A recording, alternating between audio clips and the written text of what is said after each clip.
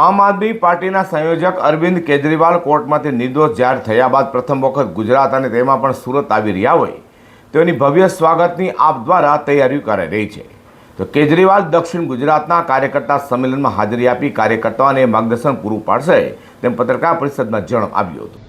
Liquor કેસમાં court દ્વારા અરવિંદ કેજરીવાલ અને મનીષ સિસોદિયા નિર્દોષ જાહેર કર્યા હોય જેને લઈને આમ આદમી પાર્ટીમાં અનેરો ઉત્સાહ જોવા મળી રહ્યો છે। ત્યારે લીકર કેસમાં નિર્દોષ જાહેર થયેલા અરવિંદ કેજરીવાલ ગુજરાત આવી રહ્યા હોય આમ આદમી પાર્ટીના નેતાઓથી લઈને કાર્યકર્તાઓમાં અનેરો ઉત્સાહ જોવા મળ્યો છે।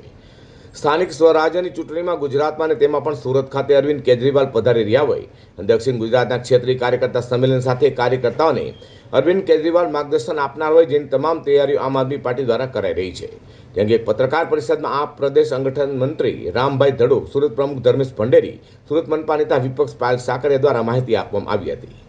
આમ આદમી પાર્ટીના રાષ્ટ્રીય સંયોજક તેમજ દિલ્હીના પૂર્વ મુખ્યમંત્રી માનનીય શ્રી અરવિંદ કેજરીવાલજી આવતીકાલે દક્ષિણ ગુજરાતના પ્રવાસે છે અને સુરતની અંદર ગોથાણની બાજુમાં તિરંગા એરેના ગ્રાઉન્ડ જે આપણે ઉમરા વિસ્તારની અંદર આવેલ છે ત્યાં ઉપસ્થિત રહેવાના છે અને દક્ષિણ ગુજરાતના બૂથ ક્ષેત્રીય કાર્યકર્તા સંમેલનમાં હાજરી આપી અને તમામ કાર્યકર્તાઓને જનતાને સંબોધન કરવાના છે।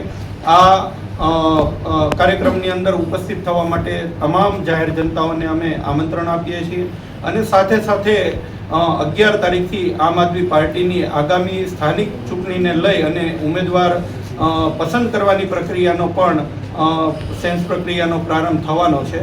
એ બાબતની માહિતી આપવા માટે આજની પ્રેસ વાર્તાનું આયોજન કરેલું છે।